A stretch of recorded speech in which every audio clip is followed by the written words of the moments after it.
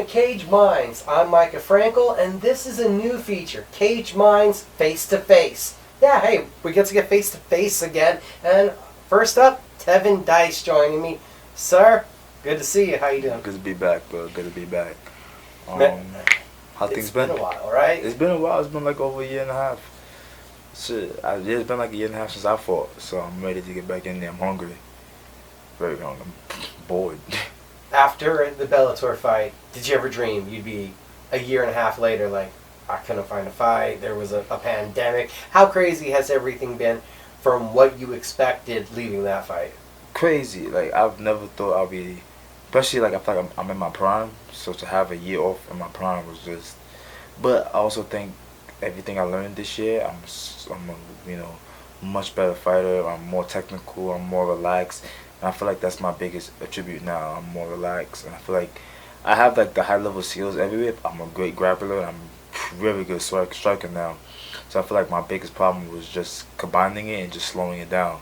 And I feel like now that I'm, really slowing it down and fighting at my own pace and fighting at my own timing, my own pressure, I don't think there's many flyweights, especially regional flyweights, that can match my skill set, especially skill for skill. I think I'm one of the best grapplers in the division. A year and a half, and now we get to see you back in action. To fill everybody in, it's going to be Alaska FC 160 UFC Fight Pass. And you're telling me this one is going to be at 125? Yes, it's going to be 125, yeah. So is it a commitment now to 125? I know before it was 125, 135. I know it's still kind of slim pickings. I don't know if you can be that picky right now. Yeah, I mean, if opportunity is to get at 135, of course, I go for the opportunity, but I'm naturally at 125. I feel good, I feel strong, I feel fast, I feel big at 125. Some of these 135ers are like 6 foot. Some of them are just, a little too big, and it's less reward and then more risk. But I feel like at 25, I match up evenly with all those guys, and I feel like, I out strength, out technique, and out a lot of things. I just more MMA those guys. And 135, I'm getting older. I'm 27. I just turned 27 a few days ago, so I feel like maybe in the mid future or whatever, I might be a 35er. But as of now, no, I don't really. I think 25 is where I'm at. I'm walking around pretty lean right now, hydrated, so 25 is gonna be on that for a while. Well, belated happy birthday. Thank you, appreciate that. Thank you. Okay, we got the fight coming up. First one in a year and a half. Year and a half, that's been a lot of time. What was it like for you during the pandemic? What was going on? Where were you getting work? Honestly, the pandemic didn't really change much. I trained a lot at the BFMF ranch. So we got, me, Harry, Cowboy, and those guys. It was a pandemic, so we couldn't really train in the gym. So we had, private, like one-on-one training, some of the best coaches. And I feel like I learned a lot, just with some of those sessions, just being around the top guys and seeing how they react, seeing how they, do their fight camps. And also, taking a year off was bad, but, I've been competing since I was like in the 10th grade.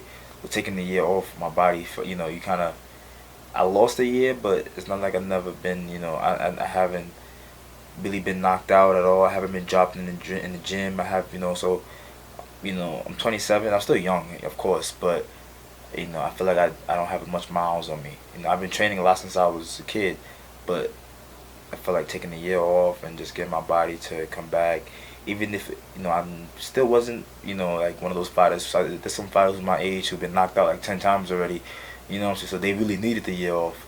But I feel like everything happens for a reason, and I feel like I'm a much better fighter than I was before COVID. So I'm not a person that dwells on the past, especially my past. It's like, it's gone. The more I dwell on having a lost year, the more miserable and depressed it's going to be that I lost a year.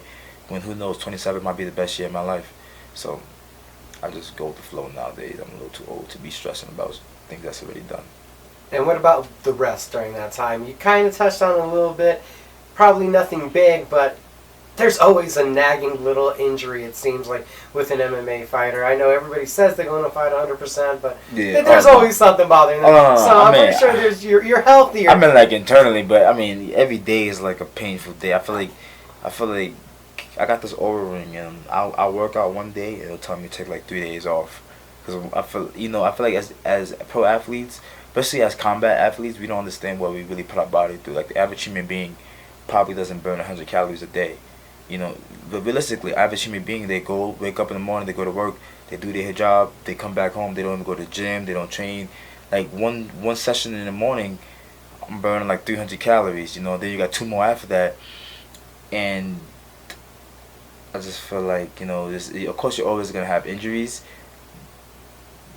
but I like how my body felt during COVID. I wasn't like I was in a fight camp, so it's like I guess fighters can understand where when you're in a fight camp, you have a lot of injuries, but I was able to just train and not have to worry about cutting weight, not have to worry about dehydrating myself, just train and learn and just fine tune things, have fun with jiu-jitsu again, have fun with MMA again, instead of having the stress of I gotta fight, because it's different training when you have a fight. When you have a fight, everything is 100% laser focused, everything is watch what I eat, everything is I think COVID gave some fighters a time to just be stress free for a little bit, because nobody knew what was gonna happen afterwards. Nobody knew we would be fighting, so yeah. All right, and you hit on something that I thought about.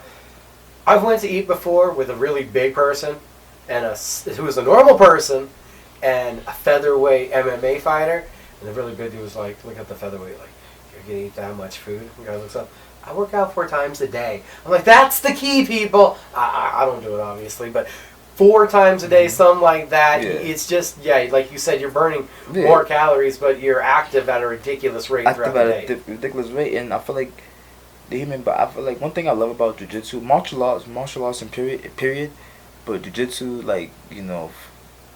primarily, because it's just, when somebody does jiu-jitsu, if you do it for 5 to 10 years, I feel like your body changes, like the way you grab people, the way you do things.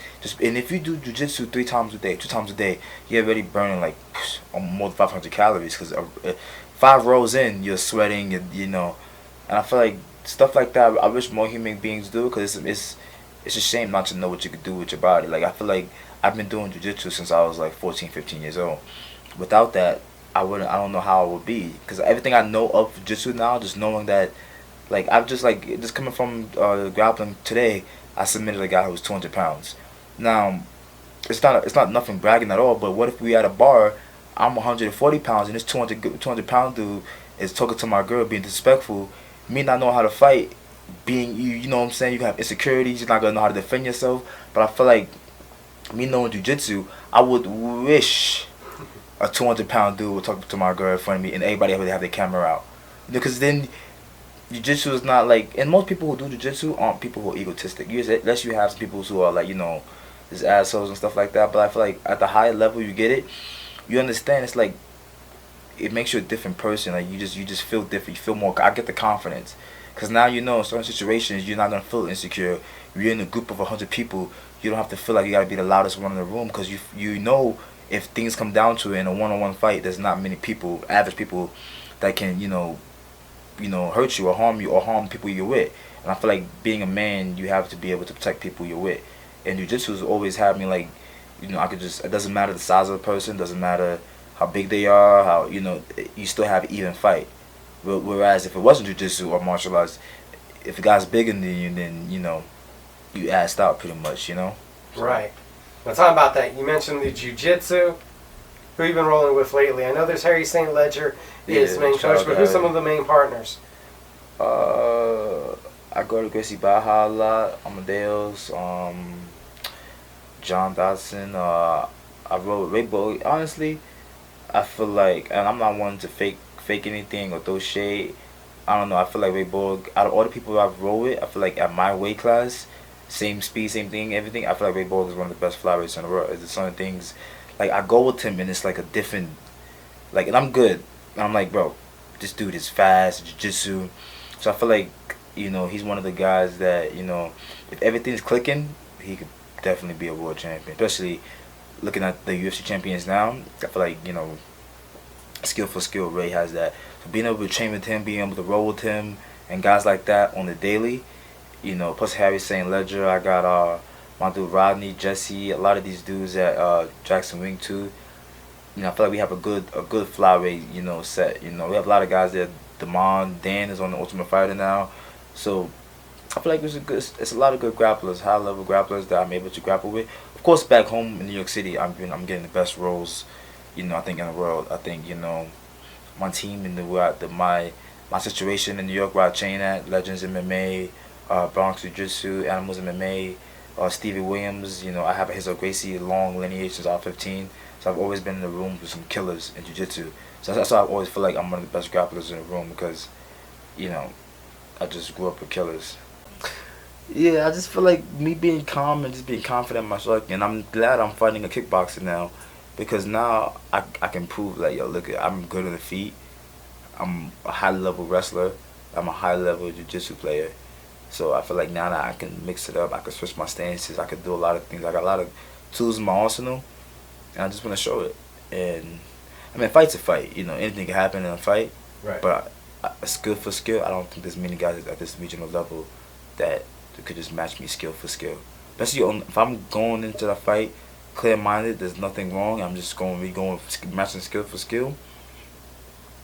But then again, I do things in the gym, and every fighter does things in the gym, but you got to translate it on fight night. So I could just say, we'll see July 21st, but I'm very confident in my skills. Now, you mentioned Ray Borg. Now, that dude, I don't think that some people understand his level, because when he lost the title fight to Mighty Mouse, that was the most impressive thing to me about it, is the people that knew his level. Well, that's and then you saw what Mighty Mouse did, and you're like... I think that was the fight, just because until you know, you don't know. So none of DJ's opponents I've ever trained with. So I was like, oh shit, Ray's going to give him... It's going to be good. Right. And when DJ did what he did to Ray, after that, it's like, yo, DJ is DJ. But when you separate, and I feel like DJ at that time, Ray had to have been like 25, 24, whatever the case. Yeah, he was still young. And I feel like it's no excuses. I'm not saying, I'm just saying DJ was at his prime. I feel like it's a difference. I feel like DJ had the confidence, which is when you have that GOAT confidence, when you already believe nobody could touch you, you're already different level. And I feel like you put DJ against any 125er, he's going to beat them. Now, bringing that up, I haven't got to ask anybody about this. It's been a pandemic. I haven't been in front of anybody face-to-face in forever. What was the look on your face when Adriano Moraes lands that knee and puts DJ out? Because I think my jaw dropped here in the living room. It hurt because DJ was like, and it's funny because me and Ray is cool. So watching Ray and DJ fight, DJ is my idol since I was in high school.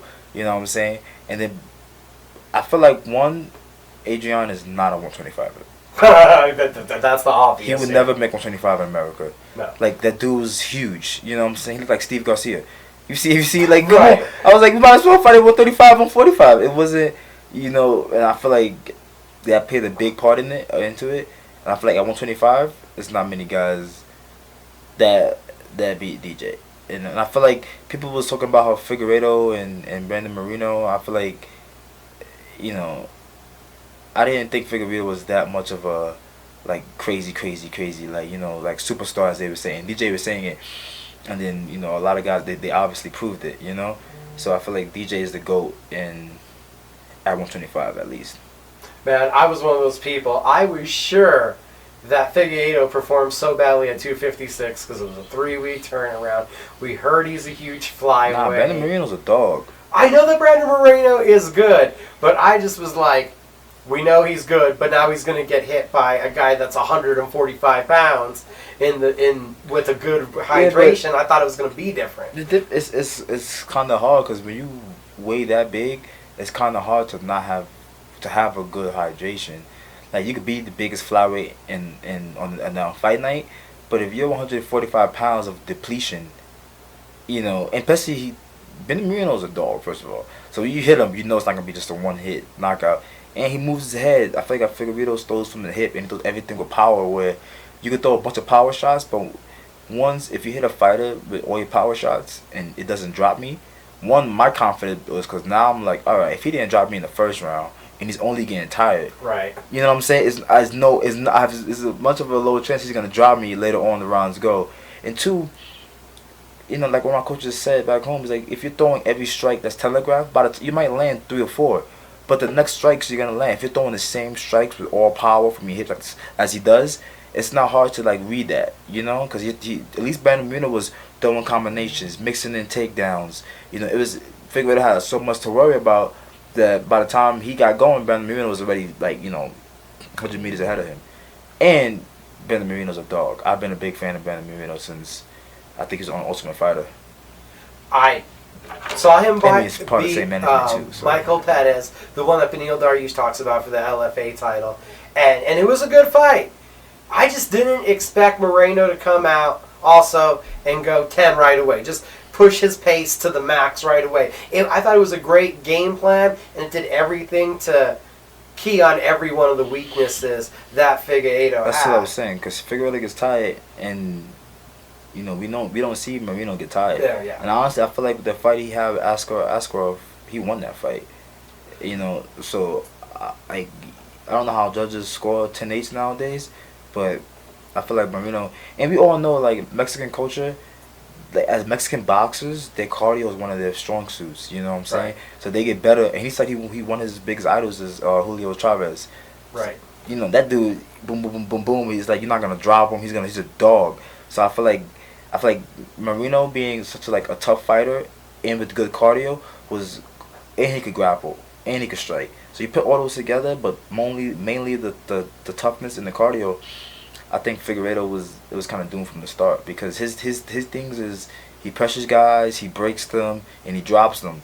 But Brandon Moreno, I think he had and I think he had confidence in himself in that fight.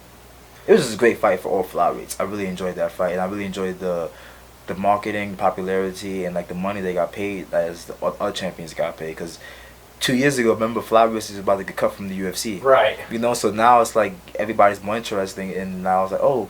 And I feel like the flyweights is the most exciting division, because after the first round, heavyweights, most heavyweights after the second, third round, they look disgusted. You know what I'm saying? There's no technique, there's no scrambles, there's no real, I think, technique of martial arts. But I feel like 125, 135, 145 as well is where you get the speed, the scrambles, the technique, the switch stances, the real, I think, how martial arts should be.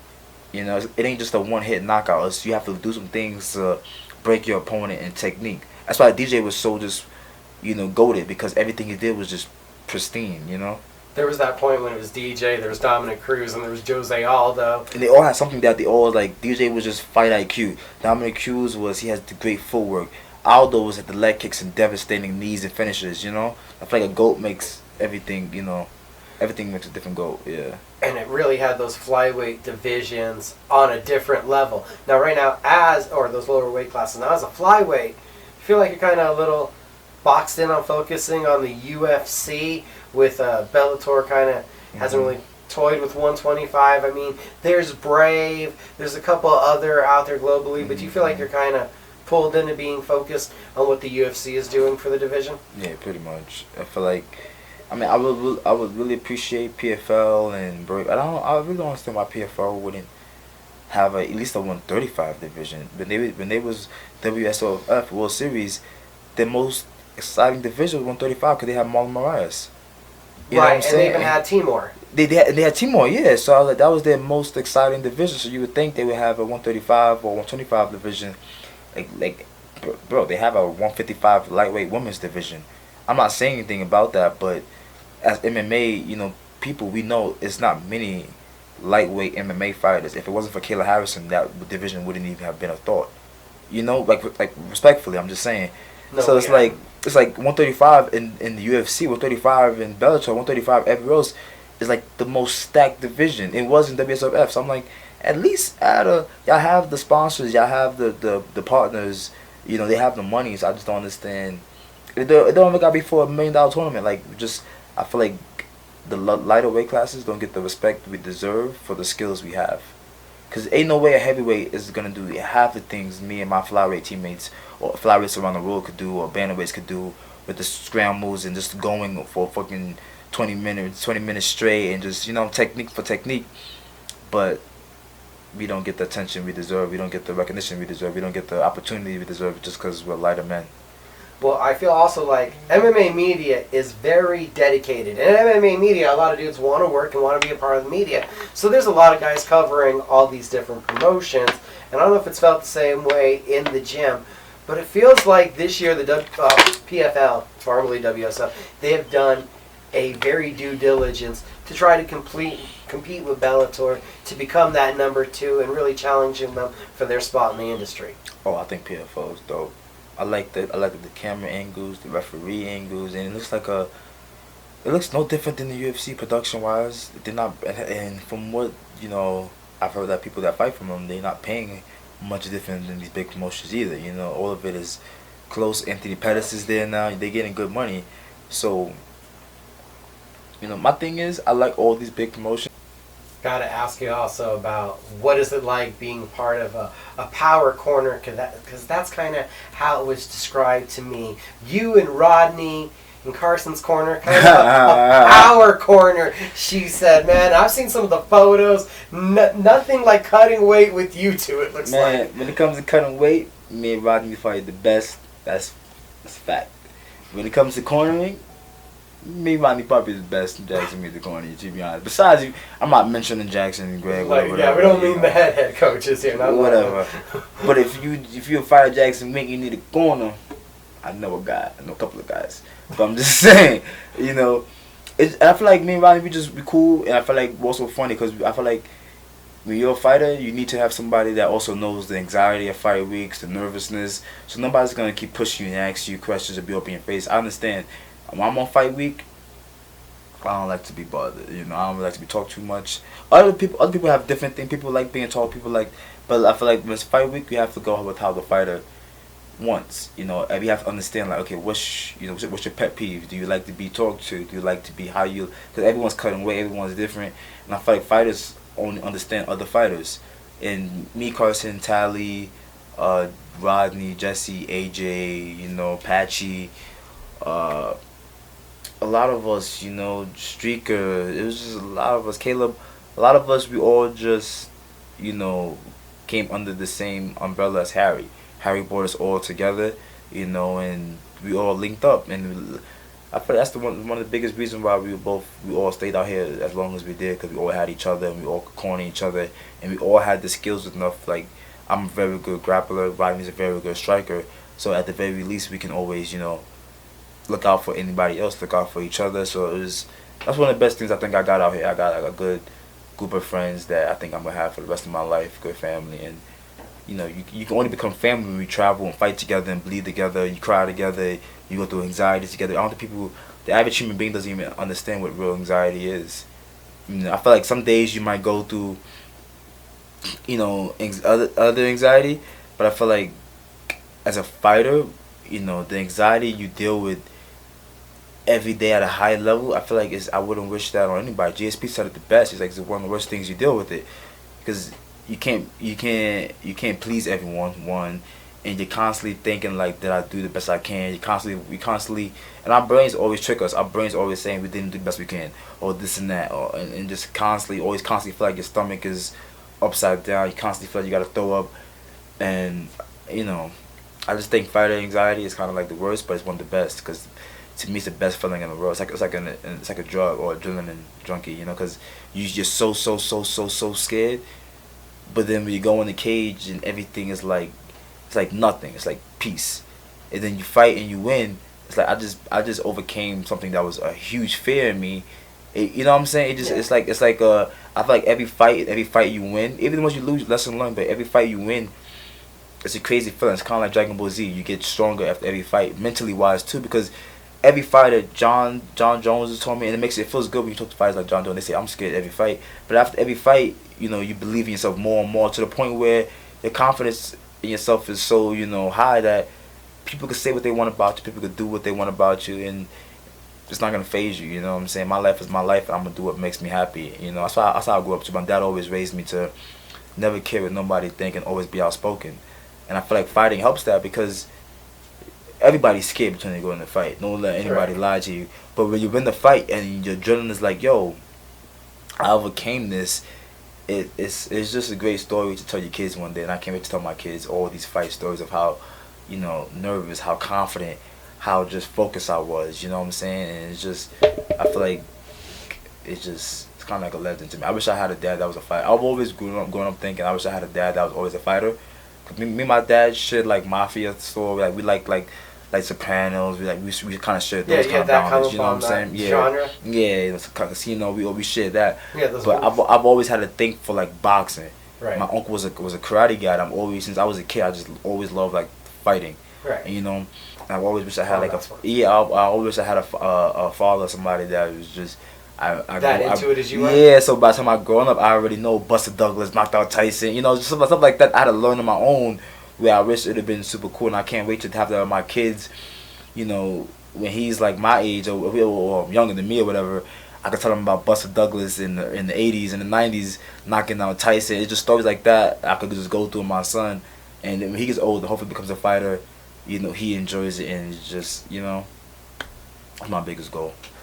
Also, in there earlier, we went past it, but I want to get back to it real quick. We know that it's huge in combat sports to have that support system, but it's kind of unspoken about. You have, like, ATT, Jackson, you have these big super camps where they're melting pots from people all around the world, and you mentioned all those names. You guys were all people from different backgrounds, different places in the country, came together and grew that support system. So a lot of that success is finding what you found, I think. You see a lot of guys jump around gyms, and I think what you found is something that a lot of those people are looking for. Yeah, well, I mean, I think also goes to like minds attract. Like, you got these super gyms where, of course, it's going to be cliquey. Every big major gym is going to have their own cliques, whether you have the Jamaicans, the Russians, the Mongolians, the Asians, or, you know, whatever, the Hawaiians, everyone has their own clique. But I feel like you always have, it's kind of like, to be honest, major gyms, it seems to me, it's like high school. It's like you got your own clique, but you always have the table in the middle where it's a bunch of people who are either cool with everybody, or everybody came from different schools and they all just linked up and just became friends when they became friends, but all from different aspects of life. Like me, Tally, Carson, Rodney, Jesse, AJ, we're literally all from different states. Yeah. You know what I'm saying? I was roommates with Tyler from Alaska, and now he's one of my closest friends. I would have never ever thought, coming from the Bronx where I come from, I would have never even met somebody from Alaska, let alone be as close as friends as we are. Me and talk all the time. You know, he's a good dude, and it's like we grew up so differently, yet we're so alike. You know, we like Chappelle's show.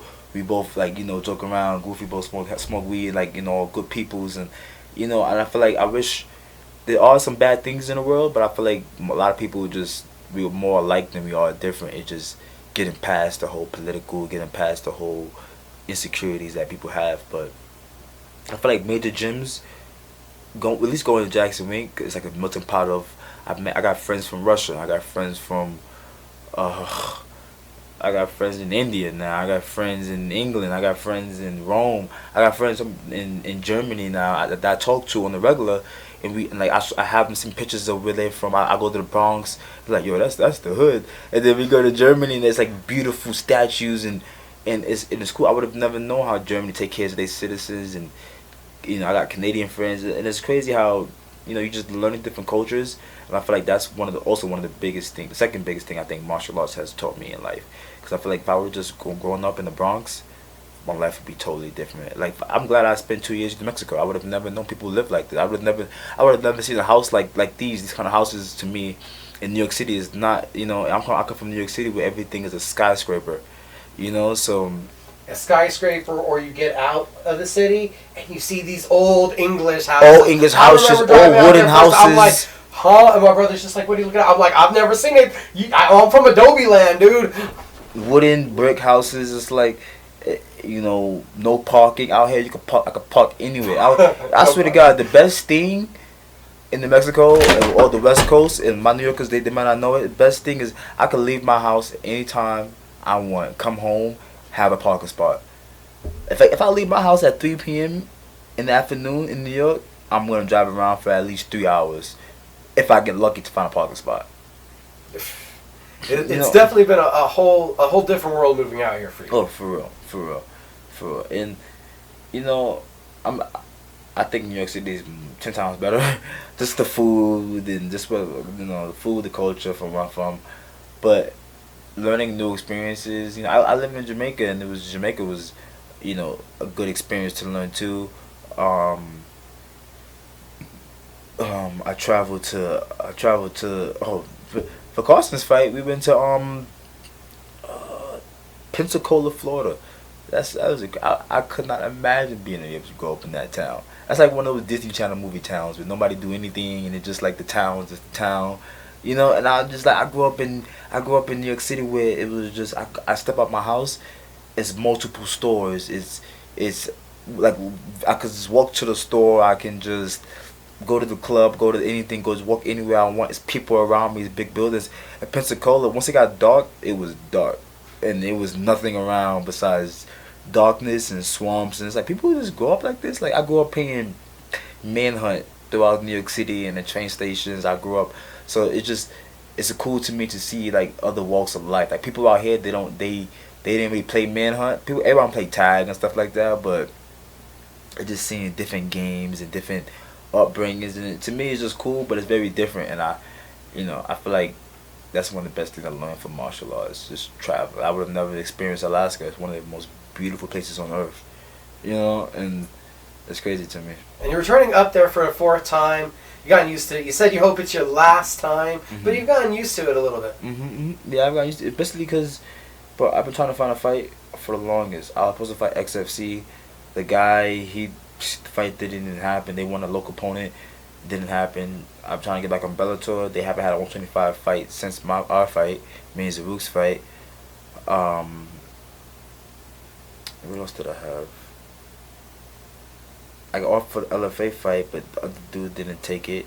So I was like, bro, like, it was just, I hate being a regional fighter right now.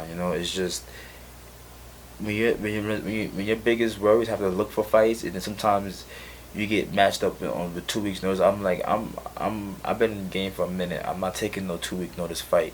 I'm not gonna like disrespect my career, take a 2 week notice fight when this dude has 6 weeks, So I feel like being on a regional scene, that's when it comes to the worst, because once you sign to like a big promotion and you have the time, you know you're gonna get a fight, you already have a contract. Yeah. It's a little easier, and then it's but time comes, and it is what it is. And I gotta ask, because one of the guys from the gym fought on the event, Joel Bauman picked up a win. What did you think when you heard bare knuckle MMA was real? I think it's fun, and I think it's fun for the grapplers. Take them gloves off, and man, I was about to say, I'm like, dude, those. I was about to say the best fight I had. They was like, hey, you don't have to use hand wraps, and I was like, oh, say less, because I knew I was gonna take the guy down. And the easiest fight I had, I feel like I had to figure on my hands, But yeah, I don't know, man. You punched me in the face, bare knuckle. I don't know. I might just, I don't know. That sounds crazy to me. Like if they're paying good, yeah. But what if y'all both can't take each other down, and y'all end up just bare knuckling them out in MMA fight? Do you know? Listen, if I do 3 rounds of bare knuckle, never fight again, right? Nah, it better be at the minimum 10K. At the minimum a fight. Like I don't think. The only reason we wear gloves is to protect our hands, right. And So imagine you punch somebody in the head, you break your hand. That alone is career altering. I don't know. All I know is if I'm doing a bare knuckle MMA fight, I am grappling, and I expect my opponent to do the same. What if we look like punching each other? At that point, I'm throwing elbows, knees, and stuff like that. But the grappling aspect of it. When I heard it, I was like, that sounds the most interesting to me. Cause it's a street fight. It's a street fight. It's a technical street fight. And if that's the case, meet me outside. Like they are pushing. These promoters are pushing. I think the bounds of entertainment now. I mean, I don't know if it started with like the Paul brothers crossing over, or if it started now with the bare knuckle stuff. Mm-hmm. But I feel like these dudes are pushing. The envelope more and more. Yeah, I don't know what it is with bare knuckle though. I don't know. I mean, I guess bare knuckle fighting championship started it. Shout out to Eric Dodson. He's supposed to be fighting on them. He got signed to bare knuckle. He did? Yeah. Good dude, genuine dude. So he deserves it. Yeah, and I don't know if they started bare knuckle. Props to him, because bare knuckle boxing, now you just gotta stand in bare knuckle box. Like, he's no other. So props to him, man. I just feel like where I'm at in my career right now. Woo. Yeah. That's brutal. It's just brutal. I would love to watch it in the crowd though. That's some gangster stuff, but I don't know, man. What do you think the appeal is of it? Like from a fan perspective. I had somebody ask me, and I was trying to come up with a reason. It's gonna be a fight. It's not many boring bare knuckle fights. You know it's gonna be a fight, and I feel like you know it's gonna be a tough fight because only tough people are gonna do bare knuckle boxing. So you know if two guys agree to do bare knuckle boxing, they both are gonna be slugging. I don't think nobody agrees to do it and be like, all right, we're gonna have just a jab, or you know. I feel like something got to be a little in there to even say you want to do it, and once that is in there, you're just gonna bang it out. And like that dude Jillian from the UFC, let me bang, bro. Those are the guys you put in bare knuckle, and he's in bare knuckle, and you know, like the Artem Lobov and Jason Knight. That was one of the best bare knuckle fights. I ain't not bare knuckle nobody for a long, long time. What kind of emotions hit you when you think about getting back in the cage? That it's been a year and a half, and that you get to go back in there and do what you do, because as a part of all these skills you've been developing, you haven't got to put them on display. You're not trying to go 100% with the guys you're training with.